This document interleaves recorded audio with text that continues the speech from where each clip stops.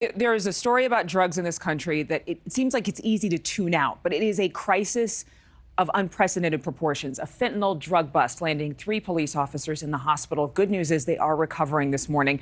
The Kansas City, Kansas police chief, he says that the officers got into a gun battle. We're trying to make an arrest.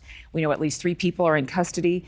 And incidents like this are just one of a myriad of crimes involving fentanyl all over the country. In Texas, Governor Greg Abbott is getting ready to announce a major plan to fight these little pills. Now, the latest federal data showing that fentanyl killed more than 70,000 Americans in 2021, making it the leading cause of death in people ages 18 to 45. Stephanie Haynes is joining us this morning from Dallas with more. And Stephanie, in preparing and reading for this story, it is staggering to hear how some people are getting their hands on this drug. It's so easy to get now and so lethal.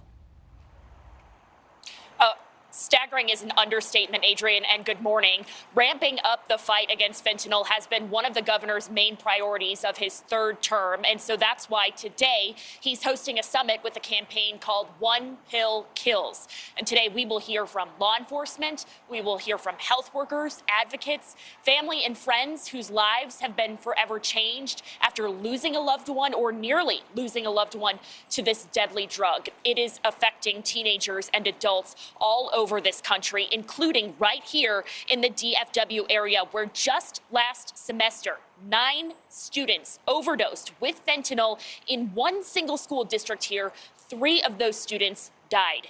I spoke to the DEA agent back in February who helped track down these alleged sellers who were peddling these pills at a home just blocks away from one of the schools.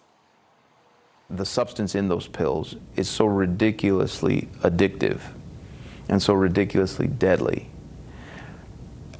Layer that with some profit, where you can maybe buy pills for less than $10 and then turn around and sell them for 3 times as much.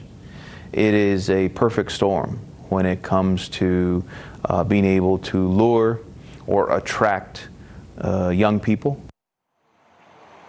Governor Abbott tweeted Texas law enforcement has seized more than 380 million fentanyl doses, enough, he's been saying, to kill every man, woman, and child in the country. Governor Abbott blames the problems at the southern border. He declared the cartels as terrorist organizations and has been asking President Biden to do the same. Last fall, the White House announced it is awarding $1.5 billion to all states and territory health departments to address substance abuse issues, as well as $275 million to support law enforcement. They're also imposing sanctions on certain people who run international fentanyl supply chains. Now, here in Texas, state lawmakers are trying to increase the penalties for people who sell fentanyl. In fact, the state Senate here just passed a law that would make fentanyl overdoses, classify them instead as poisonings. Adrienne. And if they're classified as poisonings, then those who are involved, including the cartel and drug dealers, can be tried as murderers. Thank you so much, Stephanie. Thank you for watching. Go to newsnationnow.com to find News Nation on your television provider. And don't forget to click the red subscribe button below to get more of News Nation's fact-driven, unbiased coverage.